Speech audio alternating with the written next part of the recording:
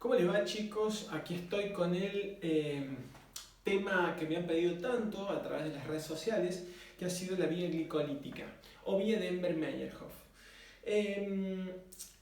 Hay que hablar dos o tres cositas antes de hablar de la vía en sí, y es que para poder empezar la degradación de la glucosa, carbono 6, hidrógeno 12, oxígeno 6, ¿sí?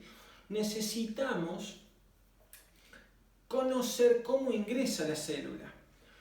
Esta ingresa a través de receptores, que son receptores GLUT, que existen de 1 a 14 en todo nuestro organismo, dependiendo de la zona tiene un número, es decir, dependiendo del órgano en el cual se encuentre. Bien, ¿cómo llega a expresarlo la célula a este receptor? No lo voy a desglosar ahora, pero sí lo voy a hacer cuando toquemos diabetes, que es que en profundidad, y es cuando la insulina, ¿sí? Al haber glucosa afuera en el torrente sanguíneo, en el extracelular, aparece la síntesis de insulina, se eleva. Entonces la insulina ingresa a la célula y esta induce la síntesis proteica, la expresión de los genes de GLUT, dependiendo del órgano que sea. Entonces, una vez que aparece, ingresa a la célula. Vamos a hacer de cuenta que todo esto blanco de la pizarra es la célula, ¿bien? Es el citoplasma de la célula. Entonces, una vez que ingresó, la primera reacción de la vía glicolítica comprende la fosforilación de la misma. Y uno se preguntarán, ¿por qué es lo primero que hace? ¿Por qué gasta energía para meter un fosfato si le va a costar? ¿Sí? ¿Qué es? ¿Un molde ATP lo que va a gastar? Bueno, muy sencillo, porque si no, la glucosa vuelve a salir por el mismo lugar por el que entró, es decir, utilizando el mismo receptor. Entonces, la primera reacción es la transformación de la glucosa en glucosa 6-fosfato, es decir, que en la posición 6 le agrega un fósforo. Lo hace a través de una exoquinasa y esta exoquinasa utiliza magnesio. Y hay que tener en cuenta que de dónde salió ese fosfato, esa unión de alta energía. Se la proporcionó el ATP. La segunda reacción de la vía glicolítica es es el pasaje de glucosa 6-fosfato en fructuosa 6-fosfato.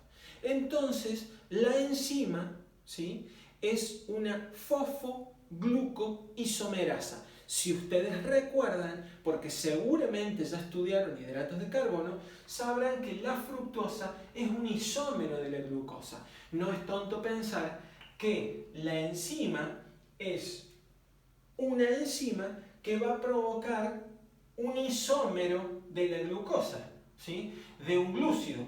Fosfo porque utiliza fósforo, el compuesto tiene fósforo, gluco porque es un hidrato y la isomerasa. Entonces uno recuerda de esa manera la enzima que cataliza la segunda reacción, ¿bien?, de la vía glicolítica, que está dividida en dos fases.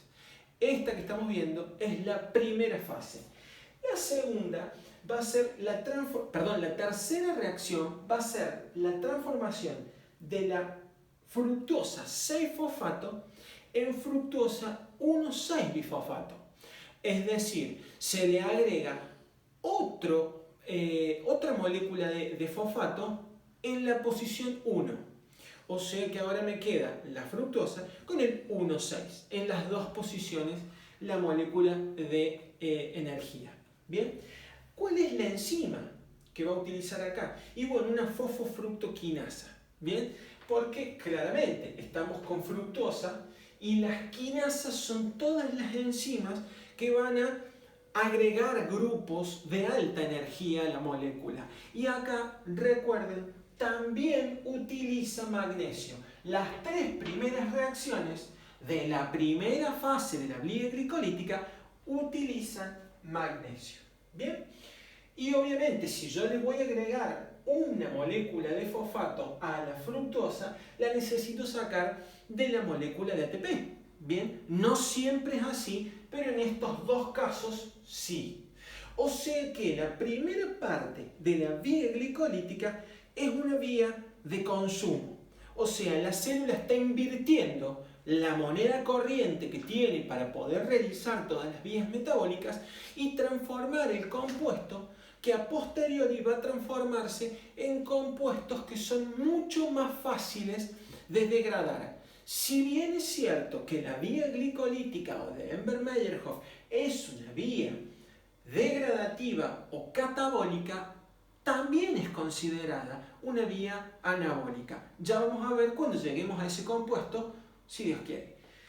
En la primera, segunda, cuarta reacción va a ser que la fructosa 1,6-bifosfato a través de una aldolasa se me va a transformar en dos compuestos, ¿sí? La dihidroxiacetona-fosfato y el gliceraldehído 3-fosfato. Bien, aquí, y esto es muy importante, yo dije que arrancaba con un compuesto de 6 carbonos, que es la glucosa. Cuando la aldolasa me parte en dos moléculas, utiliza 3 carbonos para uno y 3 carbonos para el otro compuesto. Entonces, ya tengo, por un lado, el primer metabolito que va a continuar la vía, va a saltar un paso. El otro se va a transformar en dihidroxiacetona-fosfato. Y la dihidroxiacetona-fosfato, por una triosa, fosfato isomerasa, se me va a transformar en nuevamente el gliceraldehído 3-fosfato. Pero recuerden que venía por esta vía. En este preciso momento, tenemos dos productos iguales de la degradación de la molécula de glucosa. Y esto corresponde a la primera fase. ¿Bien? Por el momento, no hay nada que decir desde el punto de vista clínico. A partir de la segunda fase, sí. ¿Qué es esta? Del gliceraldehído 3-fosfato, que dijimos que tiene 3 carbonos, o sea que tiene 3 este también, es la mitad para cada uno. Perfecto. Yo voy a comenzar la transformación a 1,3-bifosfoglicerato, ¿sí? Y acá es una de las reacciones más importantes que tiene la vía, ¿sí? Lo hace a través de una enzima que es la gliceraldehído 3-fosfato deshidrogenasa. ¿Por qué se llamará así la enzima? Porque utiliza como una coenzima a la nicotinamina adenina dinucleótido oxidada, que cuando pasa el reactivo para darme el producto, me reduce la NAD y me la transforma en NADH más un protón. ¿Está bien? Y esta es la reacción que yo le he marcado como con signitos de admiración, y aquí es donde el NAD, ¿sí?, se me reduce. Cuando tengo un compuesto, siempre que se me oxida, obtengo otro que se reduce. Las reacciones siempre son una de ida y la otra de vuelta. No olvidar. Acá lo importante es que si tengo en la posición 3 un fosfato, cuando me la transformó en este compuesto, le agregó en la posición 1 un fosfato. O sea que acá me sacó fosfato inorgánico libre en la célula, que recién dijimos que lo sacaba de compuestos de alta energía, acá no lo hace desde allí. ¿Bien? Ahora, ¿qué es lo importante de esta reacción? Que acá obtiene los primeros equivalentes de reducción en la célula, ¿sí? Ya voy a aclarar lo que sucede en las procariotas, que también es muy importante. Y van a ver todo cómo termina sedimentando al final del video. La enzima gliceraldehído 3-fosfato deshidrogenasa ha sido muy estudiada en los últimos años. ¿Por qué? Porque la presencia de ella tiene la capacidad para provocar alteraciones a nivel de los genes en el núcleo de la célula eucariota, en eucariotas, ¿sí? No así en las procariotas. En las procariotas tiene otras funciones, ¿sí? ¿Qué sucede? Que desencadena la activación de genes apoptóicos. Miren la importancia de la presencia de esta enzima. A su vez, en lo que sería ensayos que se han hecho en diferentes papers, llevaría la importancia de que es capaz de regenerar, ¿sí?, el ADN. ¿Bien? Y también participa de procesos metabólicos y de vías, ¿sí? A ver, encrucijadas metabólicas que, por ejemplo, van a servir para la formación de otros compuestos, ¿sí? Por eso es muy importante. Y también sirve, ¿sí?, esta enzima para realizar los diferentes transportes en células procariotas, ¿sí? Y también para la virulencia que puede llegar a presentar un estreptococo o un Escherichia coli. ¿Bien? Por eso, esta gliceraldehído trifosfato deshidrogenasa es muy importante. Pero, ¿cómo la podemos memorizar? Muy simple. Si yo tengo gliceraldehído trifosfato como la materia prima, bien, la enzima se llama igual que el sustrato. Entonces, si es deshidrogenasa, me saca los protones, entonces necesita una coenzima que es NAD. Y esta me va a sacar los dos protones, por eso es deshidrogenasa. Ahora, la 1,3-bifosfoglicerato se transforma, ¿sí? Acuérdense que estamos en la segunda fase de la vía glicolítica. Se transforma en 3-fosfoglicerato.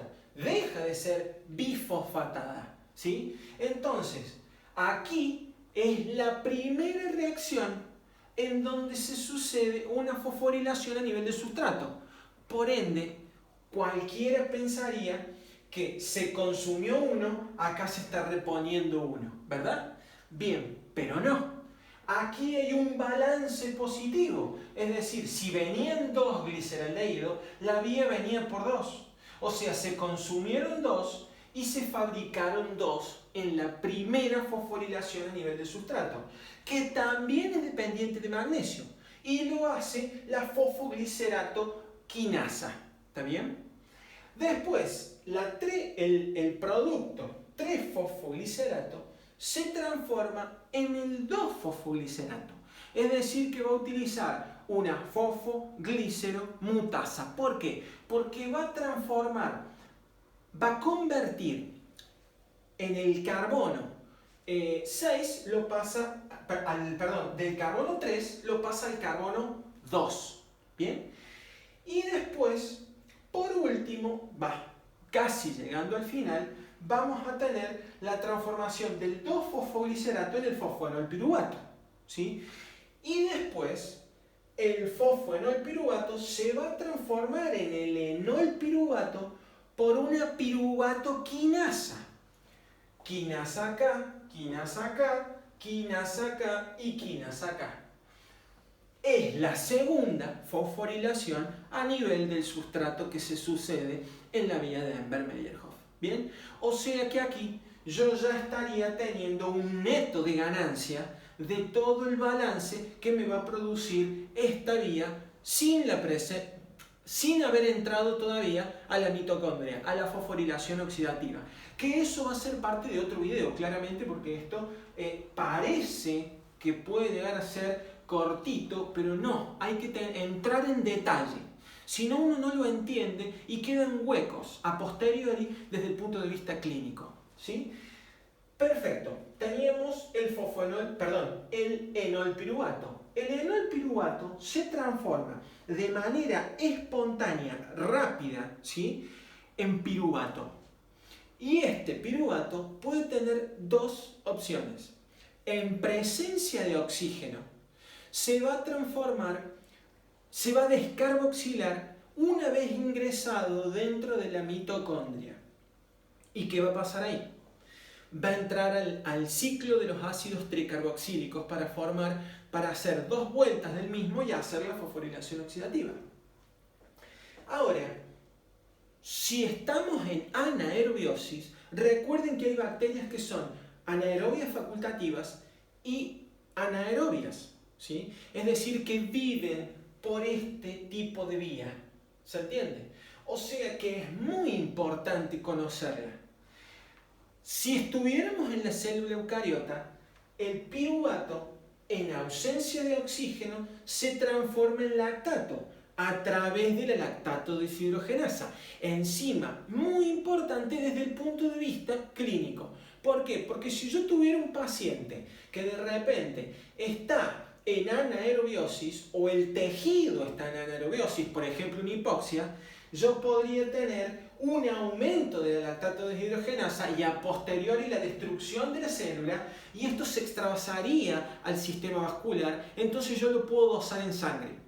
Si esto se tratara de una lesión por hipoxia de una célula miocárdica, en un infarto por la ausencia de nutrientes y de oxígeno en el tejido cardíaco, en la miofibrilla, en la célula cardíaca, yo voy a obtener aumento de la lactato deshidrogenasa y también voy a tener aumento de las proteínas que forman el sarcómero. ¿Sí? De las proteínas contráctiles que serían la troponina C, la tropomiosina, que son el gol estándar para el diagnóstico de los infartos agudos de miocardio, ¿sí? De los infartos en general. Bien, ahora, ¿cuál es la importancia de esto? O por lo menos del cuadro que traté de hacerles para ustedes. Que tenemos vías que son unidireccionales más delgadas y vías que son de ida y vuelta, es decir, que una se transforma en la otra y viceversa. ¿Por qué es importante cuando una vía tiene una sola dirección o cuando tiene otra dirección? Muy simple, porque es una vía que es limitante de la reacción. Es decir, que las que son en una dirección limitan la vía. Las que son de ida y vuelta se podría obtener por otra vía el compuesto y empezar a obtener la misma. Quiero destacar que yo no solamente por este lado, por esta vía, el ingreso de glucosa puede ser la única forma que yo transforme, que se me transforme en piruvato o en lactato o entrar a la vía de la fosforilación oxidativa. No, si yo tengo la degradación del glucógeno, yo lo transformo en glucosa 1-fosfato que después se me va a transformar en glucosa 6-fosfato. La única diferencia es que el glucógeno es de reserva y en este caso yo voy a tener no consumir una molécula de ATP. O sea que el balance es un poquito más positivo. Si yo tengo el balance total de esto, yo fabriqué 4 moléculas de ATP, consumí 2, el balance, la ganancia neta son 2 moléculas de ATP, ¿sí? Pero eso es dependiendo del sistema de lanzadera que pueda llegar a tener la célula. O sea que yo puedo obtener 2 moléculas más a través de un sistema de lanzadera extra que participa en esta vía, que será tema de otro video claramente. Pero quiero que les quede claro los puntos más importantes, la primera fase y la segunda fase. Y que en la segunda fase, la primera reacción es una oxidación y una fosforilación, ¿sí? Y por último, para cerrar la vía glicolítica, lo más importante es que, si bien es catabólica, también se la considera anabólica porque yo puedo optar por este producto o este producto que se transformen en moléculas lipídicas o proteicas. ¿Está bien? Espero que les haya servido, que haya sido de su agrado y espero los comentarios al pie del video. Muchas gracias y buenas noches.